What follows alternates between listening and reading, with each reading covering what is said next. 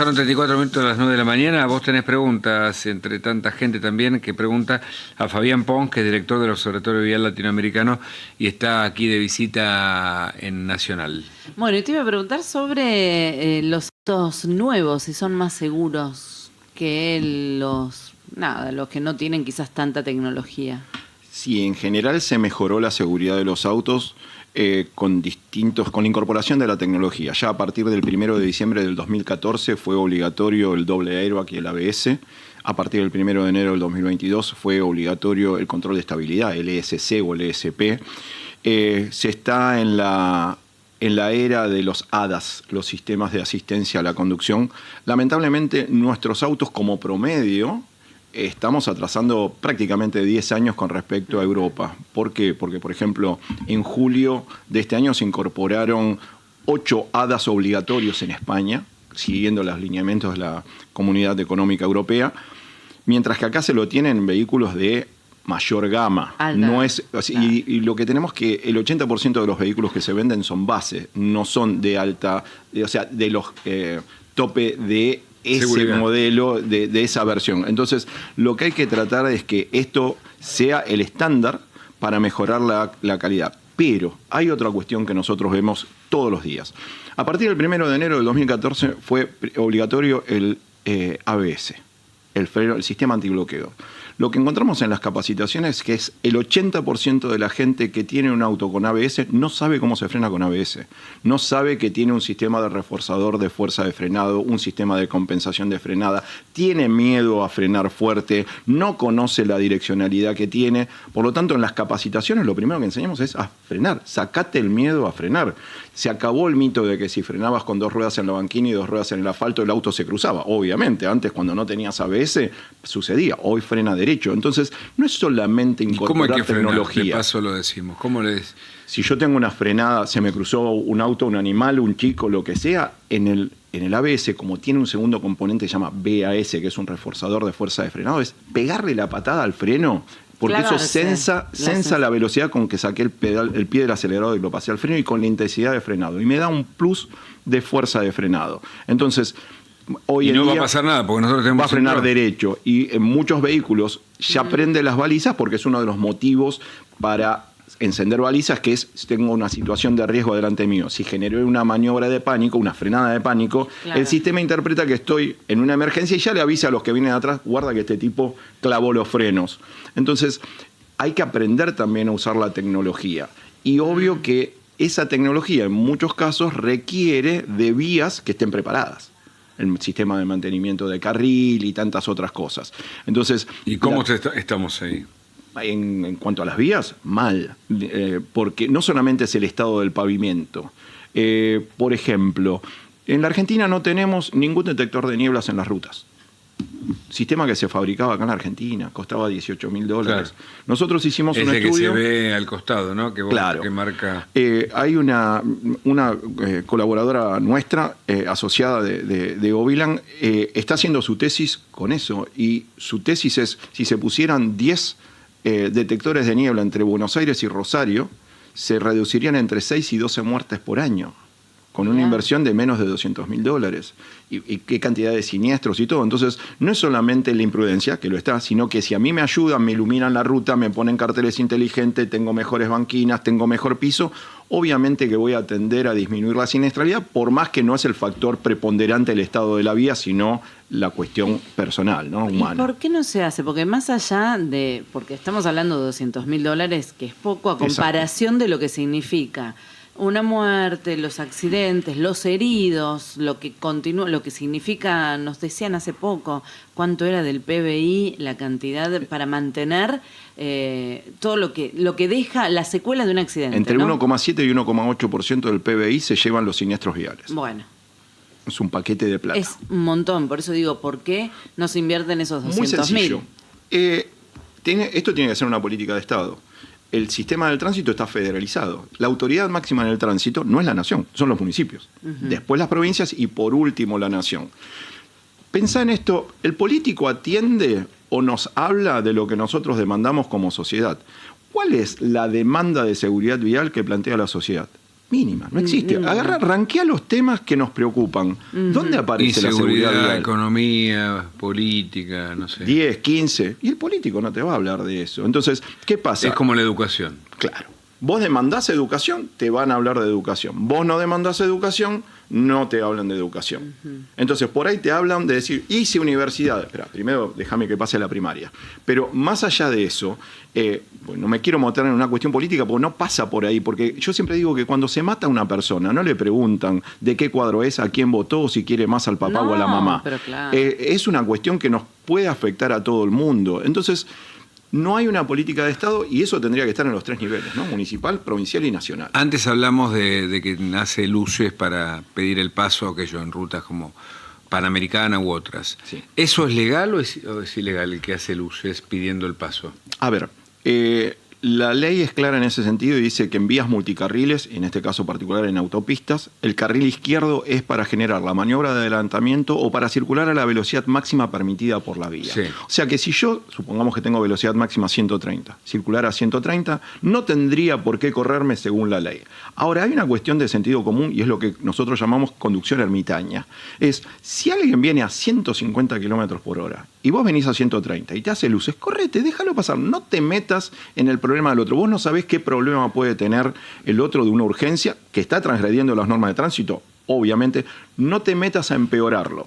No te quieras hacer el conductor justiciero. Déjalo que siga él. Vos no te involucres en un problema o en generar un Pero ese problema. que hace luces, ¿está cometiendo una infracción? Sí, por supuesto. Ah, ok. Por Y supuesto se está está cometiendo una excediendo infracción la porque está velocidad. excediendo la velocidad. Claro, El tema es que quizás esa persona para pasarte hace una maniobra extraña donde terminas vos involucrado. Claro, Sin además. duda. Está bien. Sí, ¿No? Sin sí, duda. sí. Por eso, él legalmente no tiene razón, No, pero claro. a vos no te conviene No, meterte no. en ser juez de esa situación. ¿Sabes por qué Dejalo. digo? En Brasil hacen otra. En Brasil no te hacen luces, se te pegan atrás. ¿Lo viste? Peor todavía. Peor todavía porque... Se te pegan atrás para que vos te corras, pero no te hacen... San Pablo, Río. No, en general en Pablo. todo- Rutas. en San Pablo sí, pero en Brasil en general, ¿eh? Yo me fui por ejemplo, me fui al Mundial me fui en autos hasta Río, y pasé por San Pablo, bajé, y he ido otras veces, no, a Río fui una sola vez en auto, pero hay que decir, para ir hasta Río transitas por varios estados, ¿no? Sin duda. O por un par de estados. Y noté eso en las rutas permanentemente, pero te juro, a mí me molesta menos que las luces, porque porque de última lo veía por el espejo, lo veía pegado y me corría. Claro. En las luces lo siento como una ofensa, digamos. Sí, es una actitud. Tengo que ir al psicólogo. Hay urgencias psicológicas, cualquier cosa Tratalo. me llaman, si ven que Tratalo. Pero quiero decir, ¿entendés? Es una actitud agresiva en cualquiera de los dos casos. Ok. Sí, y aparte, vuelvo a decir, no está dentro de lo que dice la ley. No está dentro de lo que sea. Sí, tenemos que ser respetuosos del otro. Sí. Esto es lo que me parece. No es como que Sí. no convivimos, vos lo dijiste, no convivimos bien como peatones, Claro. como seres en espacio que compartimos. Imagínate cuando lleva un vehículo. Sí, ¿Lo señor. puedo sacar un poquito de Sí, este tema sí, sáquelo, y llevarlo sáquelo. a la parte... Pero no choque. Y se lo pregunté antes, Ah. ¿qué opinión tenés de Franco Colapinto? Porque se habla mucho, yo tengo mi opinión, por supuesto, pero las redes también son una caja de resonancia, Sí. las redes sociales. Es buen piloto, tiene un auto que no es confiable, se habla tanto últimamente, y bueno, me gustaría saber la opinión tuya y qué análisis haces de lo que fue todos estos años de Franco, bueno, ya son 2, ya está terminando, como dijo él, gracias a Dios termina el año, pero bueno, quería saber tu opinión. Bueno, me cambio el sombrero porque mucha gente me critica porque yo corro en auto también y siempre Claro. como, ¿trabajás en seguridad vial y corres en Y auto? sí, Claro, bueno, corro en un sí. autódromo y manejo como se debe en la calle. Claro. Perfecto. A ver, Franco Colapinto es un fenómeno partiendo de la premisa de que hay solamente 20 pilotos más Ahí está. 10 de reserva, 30 pilotos habilitados para subirse a un Fórmula 1. Él es uno de los 20 titulares. Él tuvo una campaña exitosísima desde que se subió a un karting. Tuve la posibilidad de trabajar con el padre de Franco. Pero más allá de eso, él es un fenómeno, maneja muy bien, no tiene el auto. Pierre Gasly, nadie puede decir que Pierre Gasly no es un buen piloto y Claro. están ahí cabeza a cabeza, A la par. con muchísima más experiencia, tiene sin duda el peor auto de la parrilla.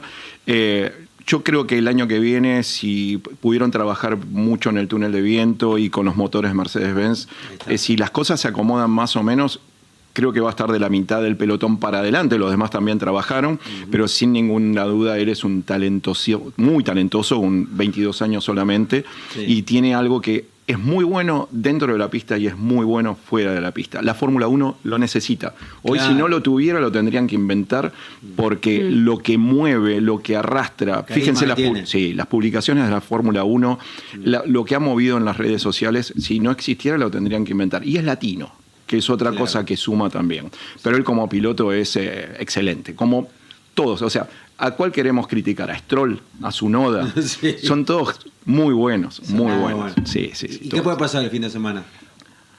Porque están todos muy pegaditos. Verstappen, están 12 Lando, puntos los tres. Piastri. Nunca uno puede subestimar a Verstappen. Norris es más débil mentalmente, como piloto es excelente, pero bajo presión se suele equivocar. Ojo con Piastri. Mirá vos. Me hace acordar mucho. ¿Se acuerdan esa que definían un campeonato de turismo de TC2000, Besone y Traverso, y se lo terminó llevando Oltra? Sí. Bueno, guarda con eso. Es un Oltra. ¿Querés apostar algo o no? No, esta vez no, porque vengo perdiendo las apuestas. Ahí tenés. Podés servirte una factura. Gracias. Vengo perdiendo las apuestas. Bueno, yo mismo me expongo. Podemos grabar esta parte. Escúchame. Y para redondear y volver al punto de los... ¿En qué momento estamos? ¿Mejoramos en los últimos años o empeoramos? A ver, para mejorar o empeorar tenemos que analizar varios factores. Primero, la siniestralidad, la mortalidad, el crecimiento del parque automotor, el tipo de siniestros que tenemos. Como mínimo, estamos muy lejos de mejorar lo que exige el mundo. Para darles un dato concreto, en el año 95, España y Argentina, prácticamente con la misma población, tenían más o menos la misma mortalidad en siniestros de tránsito.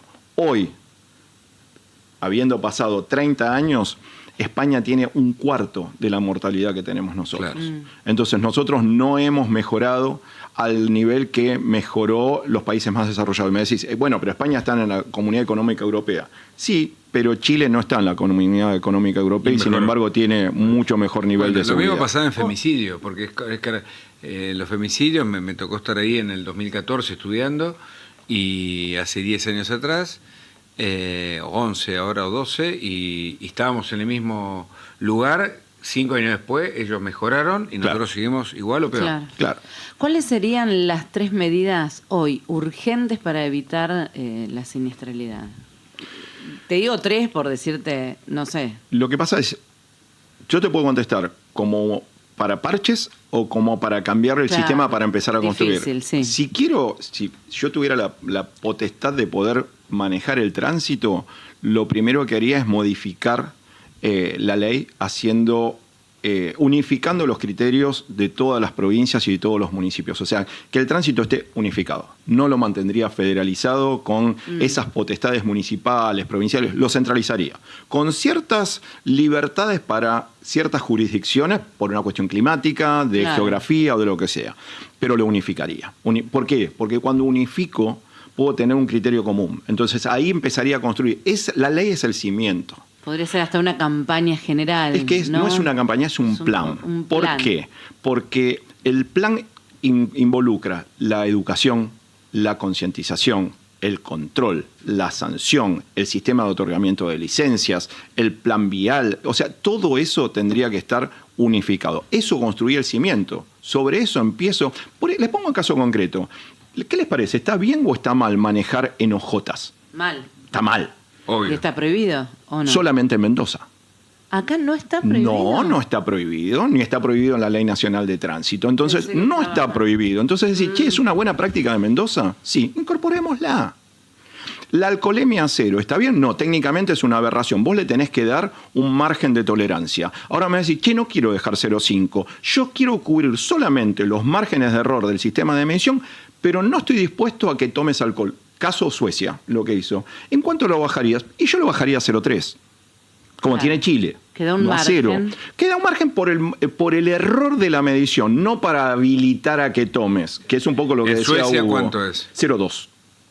¿Está? Entonces, Vos decís, para mí 0,3 es un número criterioso. 0 no puede ser porque iría contra mis principios técnicos, ¿no? Pero sí bajaría el rango. ¿Cómo eso tantas cosas? Pero no puede ser que haya controles, no puede ser que Córdoba no te permita andar con la luz diurna. ¿Por qué no? O sea, todo el planeta tiene luz diurna, menos Córdoba. Es decir, No lo sabía. Claro. Y mirá que he transitado la ¿por qué no lo ruta de acepta? Córdoba. Entonces, ¿por qué en un lugar te aceptan la documentación en un formato, en otra no? Claro. Eso es confundir, eso es recaudar y eso no hace a la seguridad vial. Claro, Exacto. claro. ¿Cómo está Argentina ubicada en más o menos 200 países del mundo? ¿Cómo se ubica? Estamos, digamos, de los 70 y pico de países que se miden, porque no se miden a todos. Ojo también con los números de la ONU. Sí, sí. No caigamos en esa. La ONU no tiene poder de auditoría. Si mañana Argentina le dice a la ONU que murieron 100 personas, Sí. la ONU por ubica a 100 personas. ¿Y cuántos mueren en la Argentina? Las cifras oficiales hablan de unos 4.300, está más cerca de 5.000, sin ningún lugar a dudas. ¿En baja o en suba? Más o menos estable. Más o menos estable. ¿Por qué es esto? Porque quien da la información son las provincias, las policías provinciales. ¿Y esos 70 y pico de países cómo estamos? Estamos de la mitad un poquito para abajo. Ahora, esto de que hablas de las cifras de muertos es muertos en el lugar, no significa... No, hay las dos cosas, pero ahí justamente está el kit de la cuestión, porque Bien. contar muertos no es fácil. Una cosa son los muertos que mueren en el lugar del hecho y otros son los que mueren en el sistema hospitalario. Claro. Tenemos 22 de las 24 jurisdicciones que dicen que hacen del seguimiento en el sistema hospitalario, como dice la ONU. No aplican factores de corrección, como sí aplica Ciudad de Buenos Aires, 8% porque controla una semana, o tenés que aplicar un 30% si no haces ningún tipo de control. Ahora, nos consta, y hablamos con gente de las agencias provinciales y todo, y dice, acá no se hace seguimiento médico. Entonces Claro. más o menos. Hubo un año que Chubut publicó que había tenido 64 muertos en el lugar del hecho y 0 en el sistema hospitalario. Imposible, rarísimo. Te dan las estadísticas nacionales y por ahí hay provincias, 1 o 2 provincias que no pasaron ¿Y datos. cuáles son las provincias que más siniestros o más muertes por Y accidente? ahí está la otra cuestión. ¿Medido cómo? Porque una cosa es el valor absoluto y otra cosa es el valor relativo en muertos cada 100.000 habitantes, Claro. muertos cada millón de vehículos. Y la mejor forma de medirlo, que no se hace, es muertos cada millón de kilómetros recorridos. Y eso nos lo mostró claramente la pandemia. Claro. En la pandemia, ¿cambió la población? No, ínfimo. ¿Cambió el parque vehicular? No, nada. ¿Y qué cambió? Que no lo usábamos. Por eso bajó tanto la siniestralidad. Claro, porque es lo que está expuesto a riesgo. Si yo no lo expongo a riesgo. Claro. En chiste decimos que, no sé, estoy inventando un país. Tanzania es el mejor país en seguridad vial. ¿Por qué? Porque no tiene autos. Claro. Entonces, hay que verlo. La forma correcta de medirlo sería muertes cada millón de vehículos. Y después, por ejemplo, Ciudad de Buenos Aires, en función de la cantidad de vehículos y los movimientos, tiene una siniestralidad bajísima. Pero no tenés el componente velocidad. Claro. No tenés rutas, tenés autopistas claro. que son de otro nivel de seguridad. Exacto.